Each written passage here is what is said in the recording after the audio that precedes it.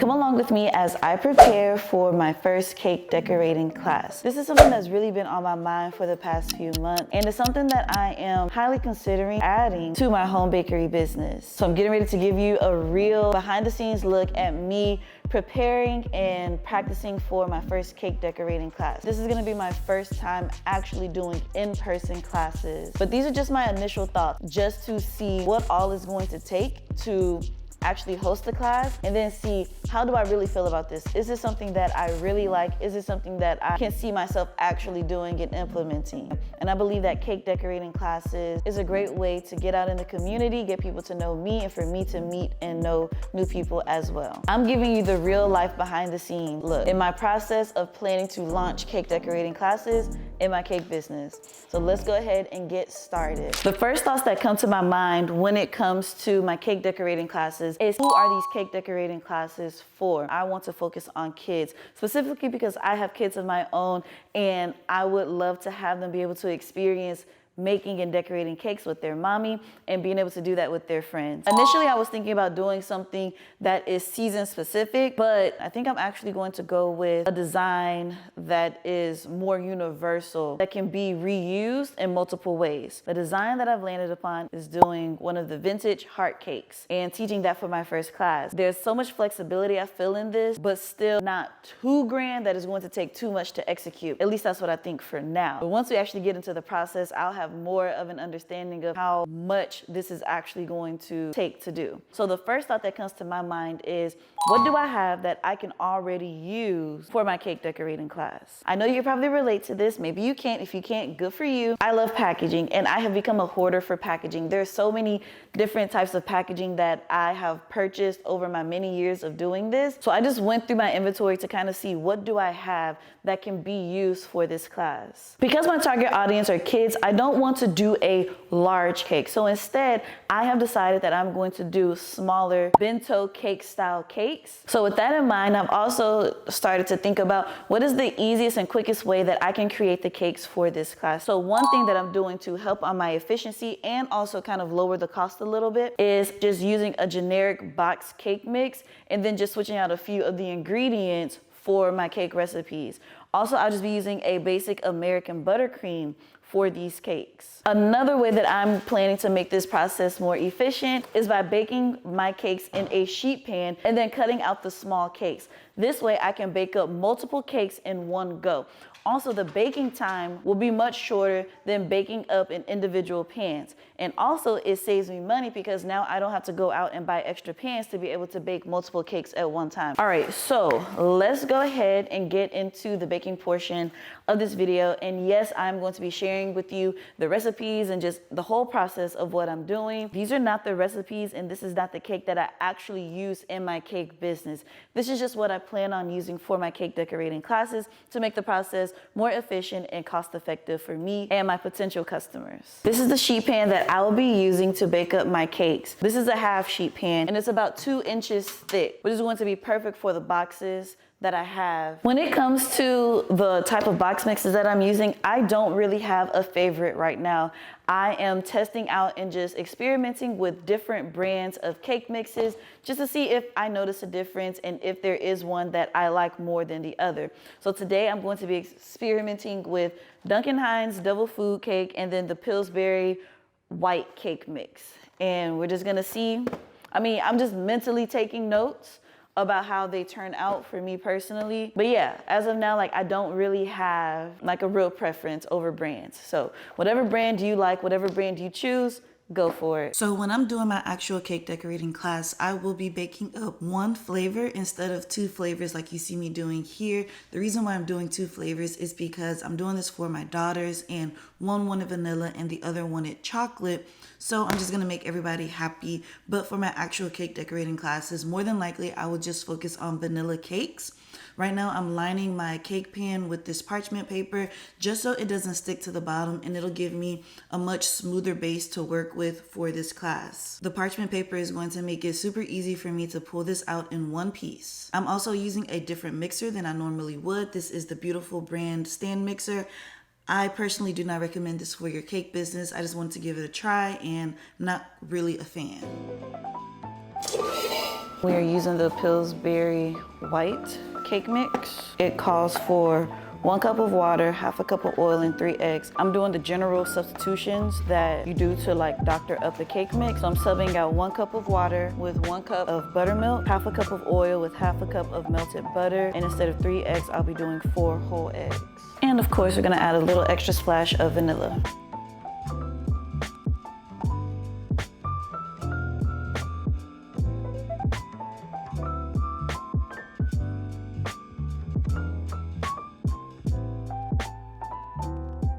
Now I'm gonna work on making our chocolate cake.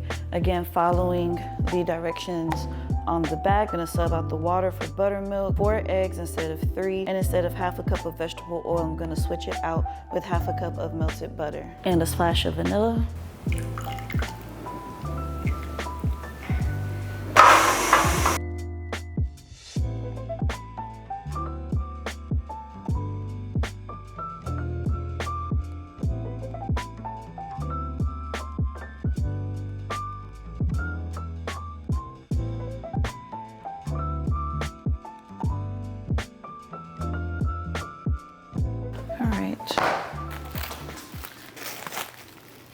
So now what I'm going to try to do is cut out the cake circles and then toss them into the freezer to let them chill up for a little bit. I guess technically I could have put this in to have it chill to make this cutting process a bit easier. Let's see, am I gonna get to?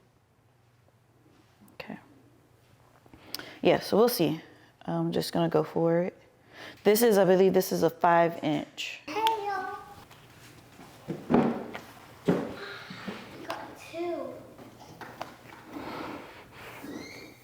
I'm cutting these circles out as close together as possible to try to maximize as much space as possible.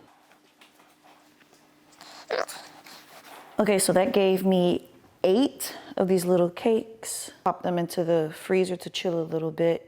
Probably get more cake out of these sides right here. I'm just gonna have to see, but I'm just gonna focus on these 8 right now to get out. So this is good information and good knowledge for me to have to know how many cakes I can make at one time. I will be able to do 3 sheet pans, which will make a total of 12 cakes, which will be perfect because I'll have 10 cakes for my students, 1 cake for me, and then 1 cake to practice the design that I planned for class.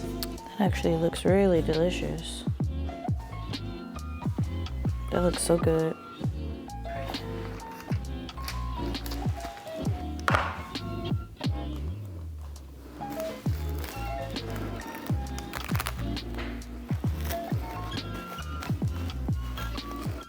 I'm taking notes on everything that I am experiencing during this practice run for my cake decorating class.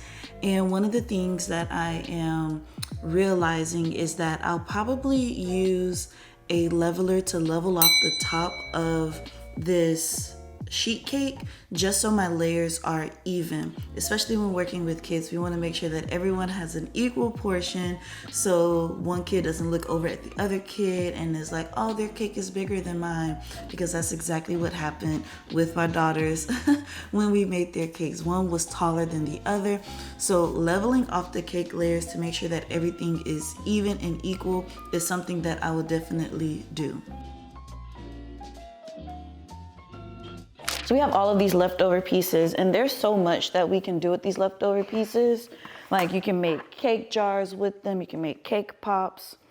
You can make like cake samples with this. If you're gonna be doing an event, you can have samples of cake with this. So many ideas, but what I plan to do with this is to have these as like a snack during the class. So we have all of these little goodies, just a little bite, or we can save it for like the parents to like snack on a little bit while they're in the cake class. Those are my plans, but let me know in the comments below, what ideas do you have? What would you do with these leftover cake pieces? Oh, another thing that you could do is just like give them to your family, let your family eat them, which of course is what we're about to do right now. Like, I'm gonna let them eat and enjoy these pieces. But if I were doing this for the actual cake class, I would save it for the cake class. You know, I'm taking mental notes on these different brands of cake. And something that I really like about this Pillsbury cake is I love the density of it and I love the texture of it. This is what it looks like. And I love this. When it comes to the flavor of this cake and the texture when you eat it, I think this is a very neutral base that would be great, and it's not so box cake mix flavor heavy. I feel like you could do a lot more with this if you choose to do so. If you don't, that's your business, you know? And if you don't know, I add cake mix to my scratch based recipes. So my recipes are not doctored cake mixes, so to say, because I don't use a whole box and then add additional ingredients.